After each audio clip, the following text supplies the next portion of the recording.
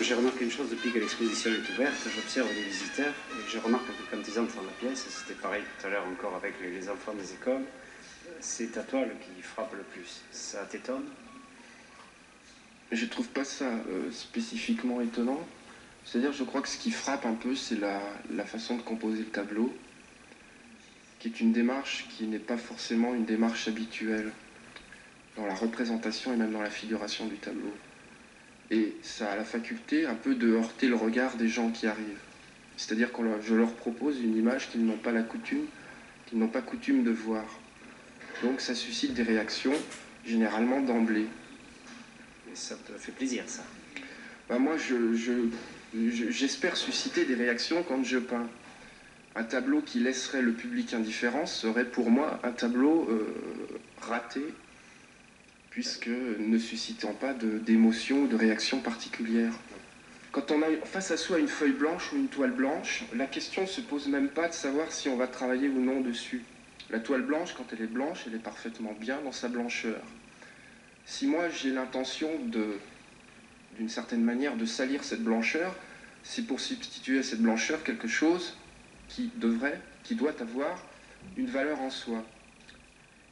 Et le travail que je vais opérer est soit un travail de peinture directe sur la toile, soit un travail qui est consécutif à une série d'ébauches, d'études. Et ces études, ces ébauches étant parvenues, me semble-t-il, à terme, je vais pouvoir les appliquer sur la toile. Mais je pratique aussi bien la peinture, par exemple dans le cas d'un tableau comme ça, je la pratique aussi bien en commençant par un bout du tableau et en terminant n'importe où. Bon, là, c'est une toile, effectivement, c'est une toile qui peut pratiquement se composer à l'infini.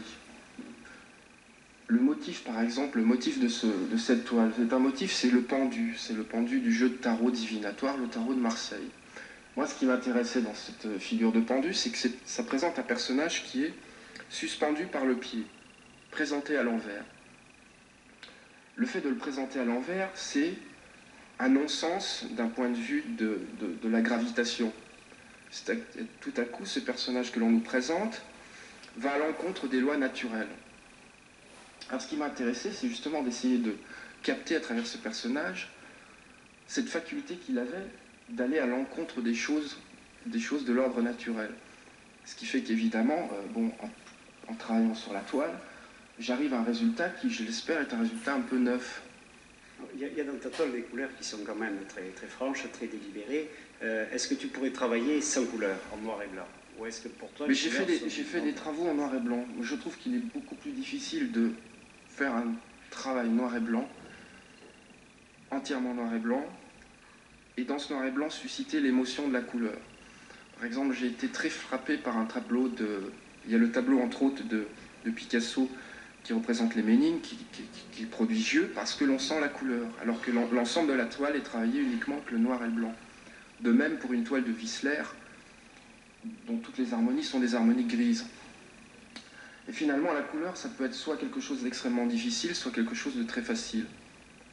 De très facile parce que, le fait de présenter une couleur chair, de la présenter en chair, elle est immédiatement identifiable. Donc la difficulté est complètement atténuée. Alors que, si on travaille en noir et blanc, la difficulté est autre. Mais je ne fais pas de différence, si ce n'est les questions de difficulté entre un travail très coloré et un travail noir et blanc. Les éléments qui sont apparemment annexes, ils ne le sont peut-être pas, comme la grande croix rouge, les petites croix noires au milieu et le pinceau qui flotte dans l'air un peu comme en suspension, c'est le hasard, c'est important? Alors ça, ce sont des fruits d'une certaine réflexion, c'est-à-dire que lorsque je peins, effectivement, la toile se construit d'elle-même, et puis on a le nez collé dessus. Alors quand c'est une toile de grand format, on est un peu totalement environné par la toile. Alors le travail qui est aussi important à faire, pratiquement la moitié du temps, est consacré à un recul, à prendre, se trouver face à la toile, être assis face à la toile et regarder comment ça se passe dans la toile. Est-ce que ça bouge, est-ce que ça ne bouge pas, est-ce qu'il se passe quelque chose? Et alors cet élément rouge et cette croix sont des éléments rajoutés par rapport à un état qui était pratiquement définitif. C'est-à-dire j'ai pris mon recul, j'ai pris mes 8 mètres de recul, j'ai regardé la toile, tout d'un coup, j'ai senti qu'il manquait quelque chose là-haut. Et alors là, c'est pas l'élément s'impose de lui-même. C'est-à-dire que je ne pouvais pas représenter une figure ici, c'était pas possible. Bon, de même au centre de la toile, je peux la gommer, mais si je gomme cette croix noire là, la toile va plus fonctionner de la même façon. Je me suis rendu compte, puisque quand je l'ai tendue, je l'ai posée à l'envers. Et elle fonctionne à peu près correctement dans l'autre sens. Et disons que c'est un peu... c'est un fonctionnement particulier de la toile à ce moment-là. Ça correspond plus nécessairement à ce que moi j'ai voulu faire. Enfin, ça, c'est pas forcément important.